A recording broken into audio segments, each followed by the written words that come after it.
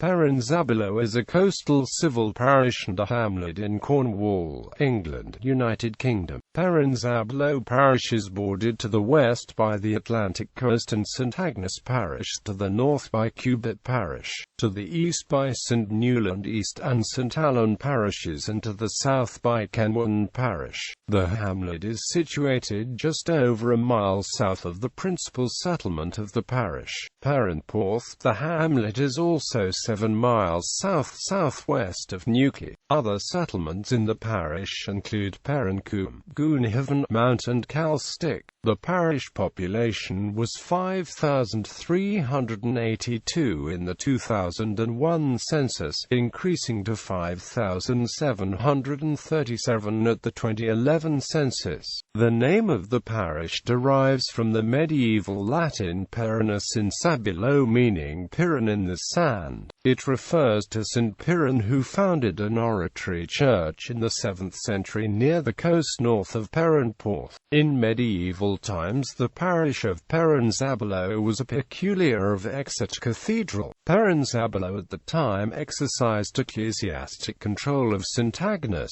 The latter's church was a chapelry of Perranzabuloe. In 1846, St Agnes became a separate ecclesiastical parish.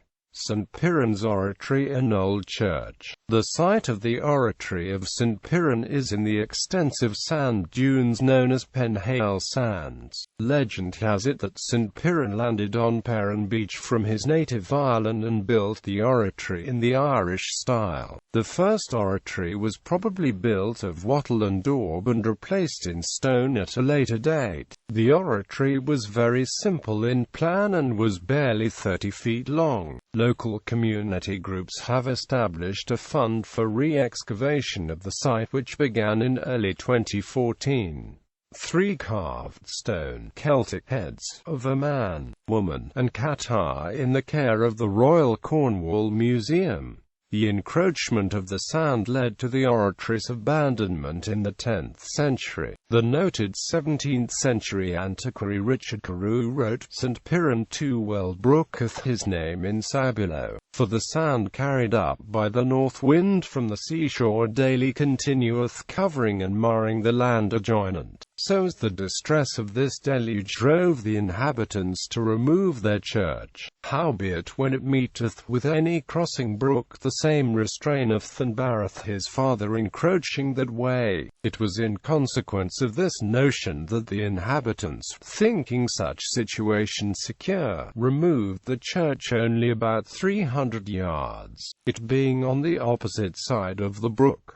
When the oratory was abandoned, another church was built nearby on the inland side of the stream. As mentioned by Carew, it was thought the stream would protect the church from encroachment by sand. This proved to be the case for several hundred years, and the church, completed by the 12th century, was enlarged in 1462.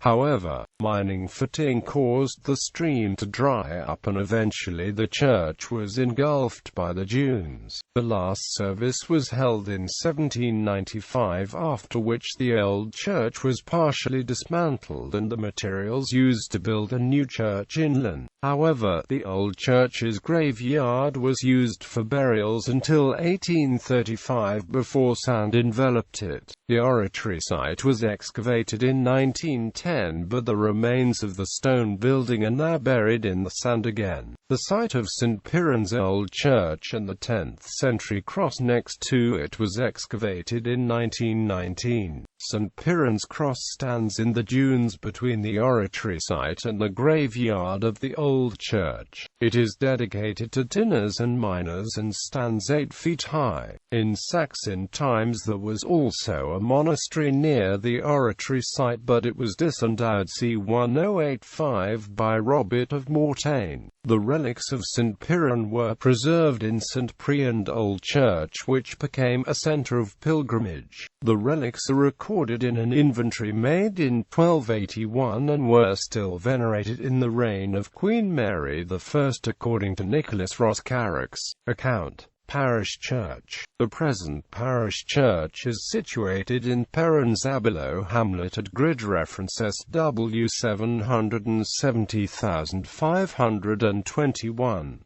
It was dedicated to St Piran in July 1805. Much of the structure is built of materials retrieved from St Piran's old church. Perranzabuloe church has a chancel and nave of south aisle and north and south transepts. One of the aisles is known as the Chiverton aisle and has a pew belonging to the notable local family. The three-stage tower is battlemented, pinnacled and houses a ring of 3 bells. On the 5th of August 1878 there was a service by the Bishop of Truro to reopen the church following a renovation with new pews and a wagon-headed roof for the chancel to divide it from the nave. St Piran's Day events. St Piran's Day is celebrated on the 5th of March. The main event in the parish is a march across the dunes to St Piran's Cross. Thousands of people attend, generally dressed in black, white and gold, and carrying St Piran's flag, generally known as the Flag of Cornwall. A play of the life of St Piran, spoken in Cornish, has been enacted in recent years at the event. Daffodils are also carried and placed at the cross. In October every year Perranporth hosts the annual Inter-Celtic Festival of Kingdom.Perran, which is also named in honour of St Piran. Perran Feast is traditionally celebrated in Perranzabuloe parish on the last Monday in October by Perranzabuloe Old Cornwall Society. On the Sunday before, both the Old Cornwall Society and the Anglican Church in Perranzabuloe parish commemorate St Piran. There is a pilgrimage to the site of St Piran's oratory in the afternoon and a service in the parish church of St Piran in the evening. Chiverton, southwest of Zella but in Perranzabuloe parish is Chiverton House and its grounds. Nearby was a notable lead mine called West Chiverton Mine which produced 45,100 tons of lead ore in the period 1859 to 86. There were 7 more or less successful mines which also included Chiverton in the names. West Chiverton Mine had an 80-inch pumping engine. In 1870 it had a workforce of 1,000 and a main shaft over 700 feet deep, but the mine closed in 1886. St Piran's Well at Perranwell was demolished and the stones removed to Chiverton. According to tradition it was a cure for rickets. Notable people: Ralph Dunstan, musician, buried in the churchyard. Donald Healy, rally driver, automobile engineer, speed record holder, born in the parish. May brothers, Frederick and Alfred May, engineers in South Australia.